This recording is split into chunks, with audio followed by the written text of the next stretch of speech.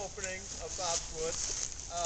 I think I want to think of this as a kickoff more than anything else, because the woods are not, I mean, what we're going to do is not completed yet, but I want people to know that they're out there, and I think it's going to be a really great thing for everyone.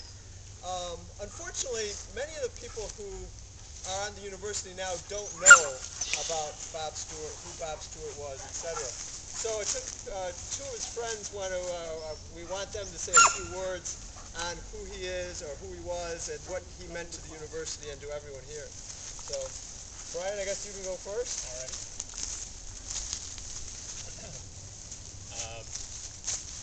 Giving these little talks at these kinds of occasions is always a little bit curious, trying to figure out exactly what you say. So I think there's a lot of adjectives to describe Bob, and I thought I would just kind of go down the alphabet and just talk about a couple of things that I remember from my time with Bob. Starting with A, Bob always thought he was a very good athlete, and that he was. But you know, when Bob thought something, he was definitely right. But I also think of the fact that Bob was, you know, admired by many students and faculty members here at Bonaventure, and the word A for always there for anyone who needed some help. If you knew Bob, you knew that he was very good at a lot of different accents or languages. He even spoke languages he didn't even know, but it was the way it was. And I can always recall him, after he had been in Italy a few times, that I'd say something to him and he'd stop for a second and he would go, boom. Now, I don't know if that was an Italian idiom or something, or whether it was the French, but I always remember boom. Then, of course, there's brother cancer, which Bob had to fight with and put up with for those couple of years. On the seaside, I always wanted to think of Bob due to his competitive nature, and that was just not on the athletic side. That was everything he did. And Bob was such a amazing guy. He built a computer for me. He used to always kind of make fun of me because of my lack of knowledge about the computer, so he built me a computer. He's on the phone talking to these people and using all sorts of terms, but it actually worked, and I still have it down in the basement. When I think of the D's, okay, I remember Bob being highly demanding of his students, and I also remember his fondness for two specific friars, Joe Duino and Regis Duffy. And I always remember how warm Bob felt about having Joe's rosaries after he died, and cincture, is that the right term? And I think, if I'm not mistaken, I think he had Joe's cincture also. When I think of the E's, I think of endless energy. I was taking a look at Bob's book, and he had indicated in there that there was he had no problem ever sleeping until he had the pain from cancer. But I think of Bob as endless energy, and of course the letter E for exercising. I got to know Bob primarily because we were both naked in the locker room at the fitness center, the old fitness center. And I think I was in the midst of putting some weight on, and Bob, of course, didn't have an ounce of fat on him, but he got me into running. I had stopped running with Larry Orsini and my brother for a while, and I said, okay, I could probably do that. Little did I know what I was getting myself into. When you get to the letter F, Bob always spoke of his family. I felt I knew them. Of course, his family not just was his own personal family, but of course the friars. And of course he had some sort of rapport with that guy called St. Francis. But I think of the word F, and I can say Bob was a friend of mine, and that was very important to me. And there was one prop that I had to bring.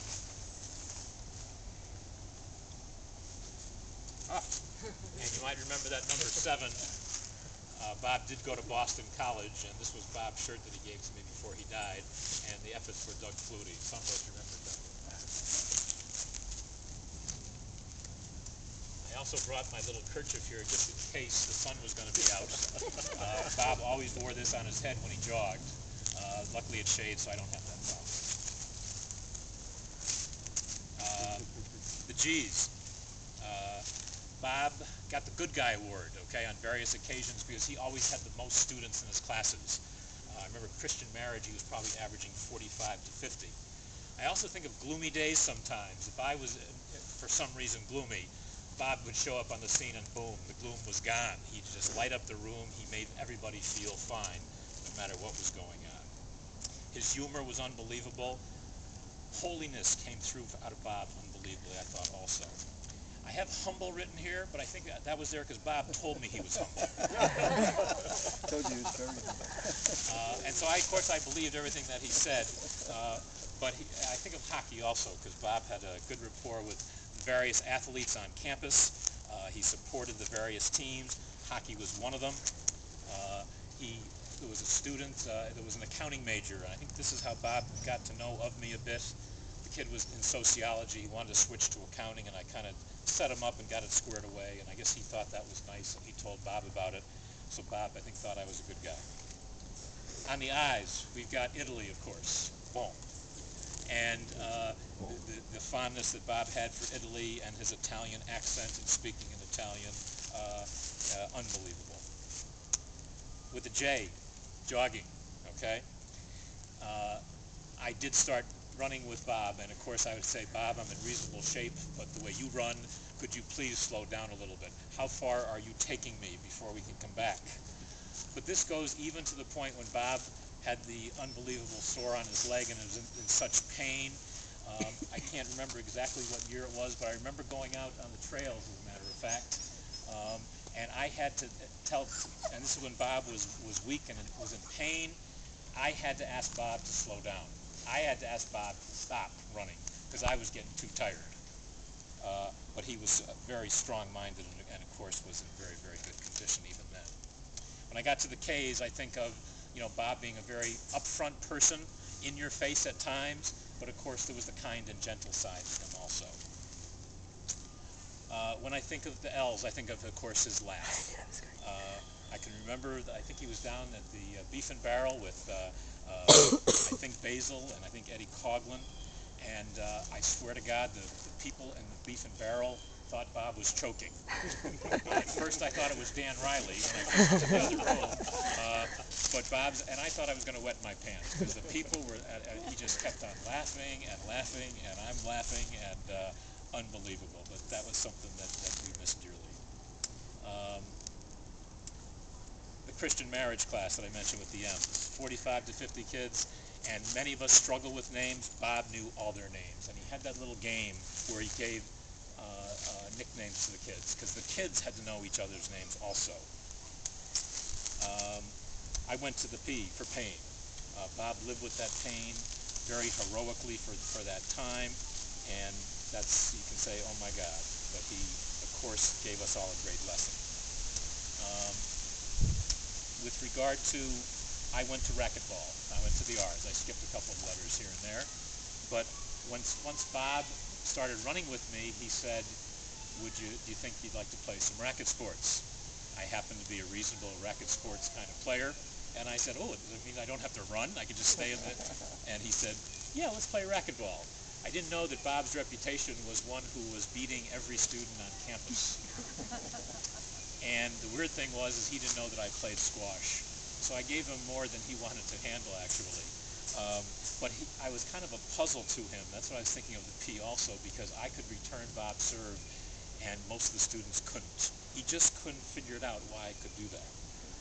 But I also think of Roswell. Okay, I had to have some exploratory surgery at one point in time. They thought I had something going, and it turned out to be fine. I was okay, but I was up at Roswell, of course, getting ready to leave shortly. And of course, who's coming up for some treatments but Bob?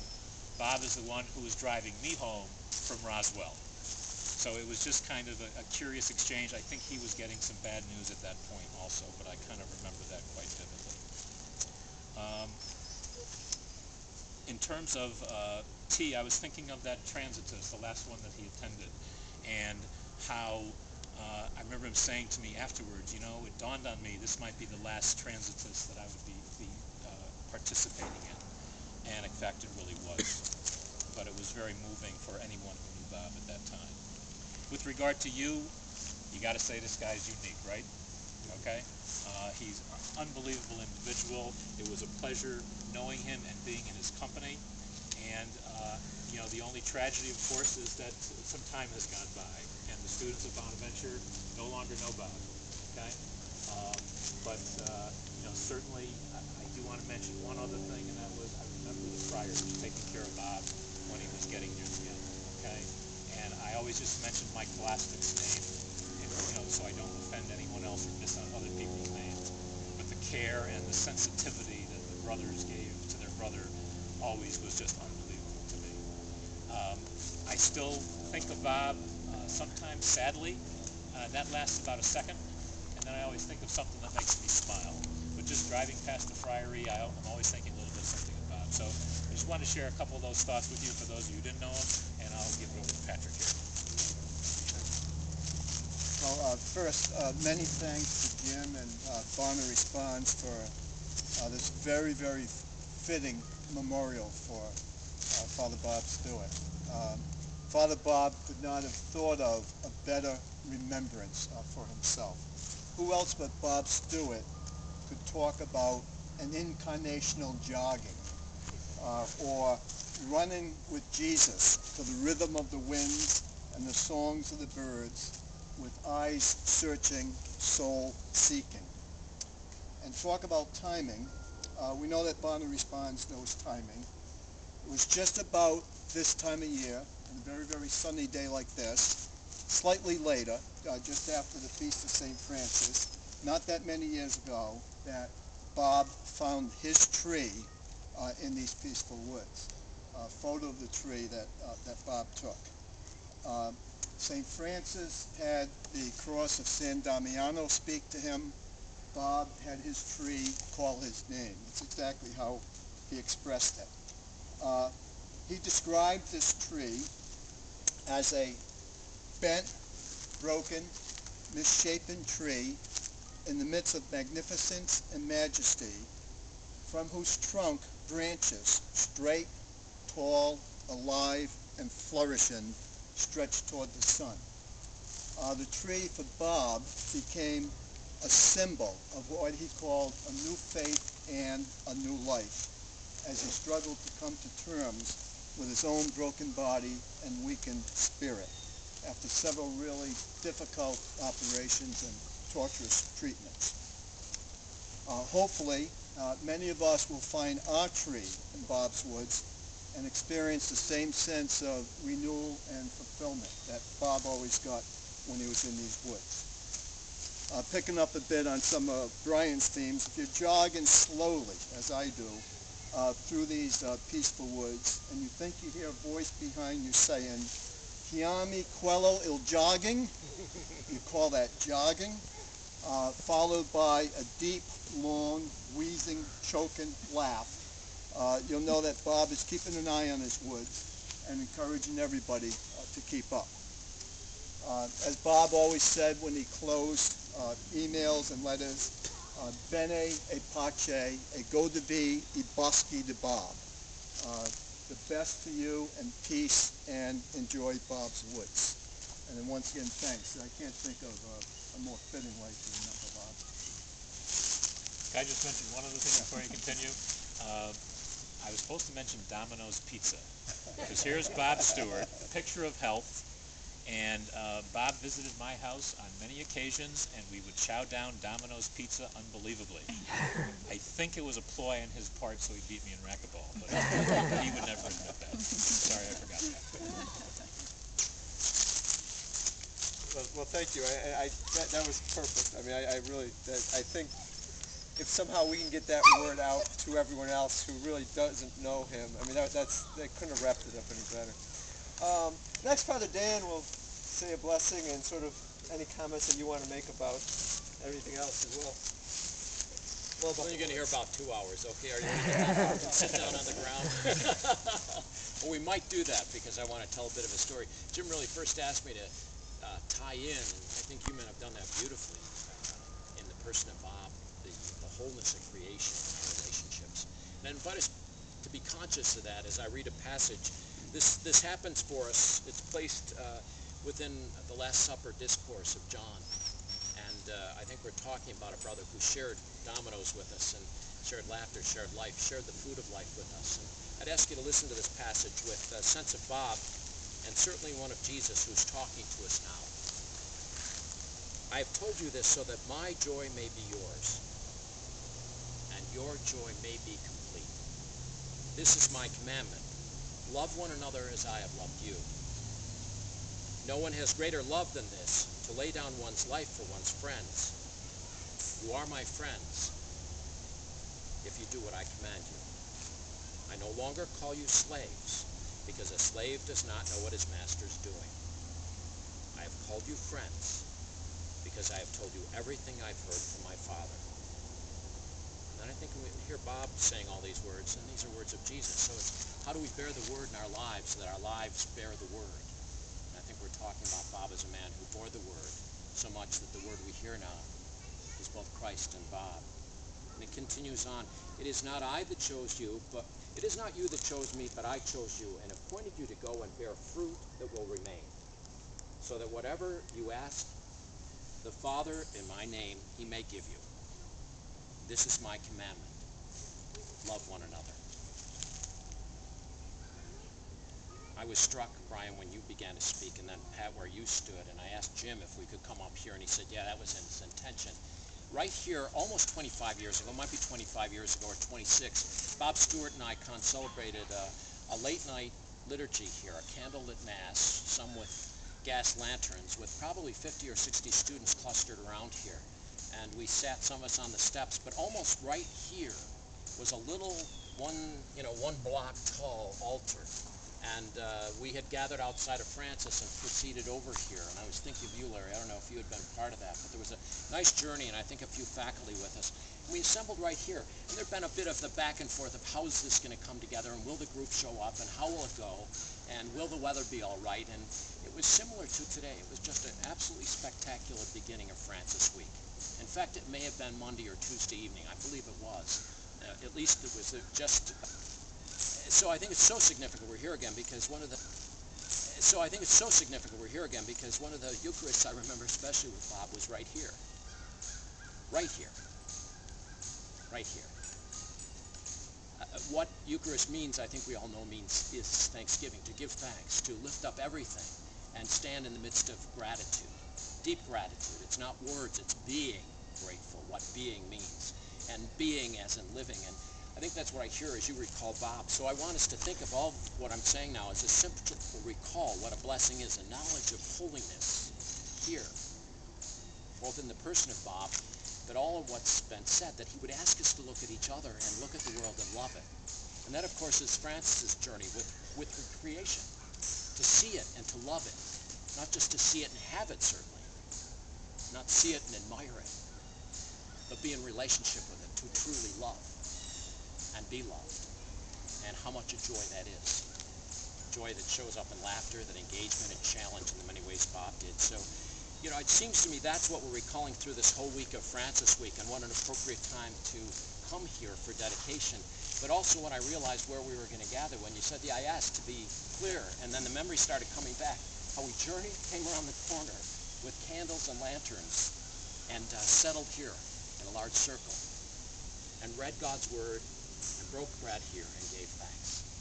Let us each in our own hearts do that right now, conscious that we come here too to break bread, as we have to be fed on a friend who we remember here, and that others might find food in the woods, Bob's woods, that they might find this a nourishing time, not time away, time off, not just exercise time, but as you were saying and so wonderfully said, that we would find our own tree here, that we would hear this woods call us by name, that we would risk calling this woods, these trees, each leaf, each other by name, that we would really fall in love. Not fall when we're running, but really fall in love here. As this has been a place of love for many, and it was a place of a love feast that night, and it is this afternoon. So let us pray.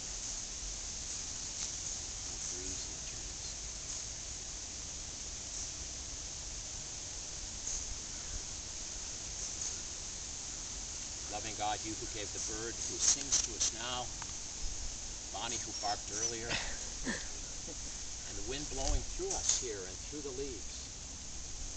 You who give us spirit and life, as Francis used to so lovingly say, we who live, spirit and life. Bless this place, these woods in Bob's memory, as we stand in his memory, his rich presence. We know that recalling isn't the same as remembering. Remember us. May we be anything in us that is broken whole, and may you make this place, as it is holy, a place of remembering, making us holy, bringing us together, healing any wounds we have and any brokenness as we walk and run through here. We thank you for the healing that's come to our campus through the time since Bob passed, and for all he offered us through his time that would bring healing, would bring the word of love here. And we ask over especially the spot where bread has been broken before, and the young have gathered in love with him, that people may still gather here, remembering him in these woods that also call our name. We make this and we make all of our prayers as we make our walk here today in Bob's memory, in your memory, Jesus, you who live forever and ever. Amen. Well, I can't obviously approach any of that, but I do want to thank some of the people who did help work on this. Obviously, there are too many people. I can't name everyone, but a few. Larry and Bonnie just helped tremendously over the summer with their tools and everything else. They really did a great job helping. Jen repeatedly came down on Sundays when I'm sure there were other things she'd rather do than come over and work on trails. BonaResponds on their local, their spring and their fall local days. I hate to give them any credit, trust me, but James and Anthony really did do a good job last year, and even back when Anthony came back for the fall break this time, it wouldn't have been done without them. And it's just one of the things. And in fact, my only Father Bob story completely for this, which I still think is the best story for BonaResponds. One of his sermons, he was talking after the Miracle of the Loaves reading, and he said, and I still think this sums up BonaResponds better than anything, that the real miracle that was performed there was not some multiplication of fish, that, you know, some magical potion that you pour on fish and you all of a sudden have all of this fish. It was that so many people there had things to offer that they had all kept to themselves, they had kept hidden. And when they got together, they all brought that out and shared it with everyone. In some small way, this is BonaResponds' mantra almost, that none of us can do anything, but collectively, this will be here for years for people to remember Bob. And as a token of that remembrance, Laura has made a sign that we will be posting in the back that I think is just beautiful. Very, very well done.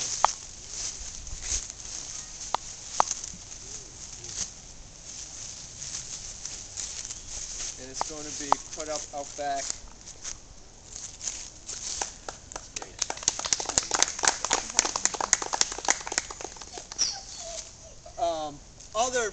In the future, again, I don't know how to hold this.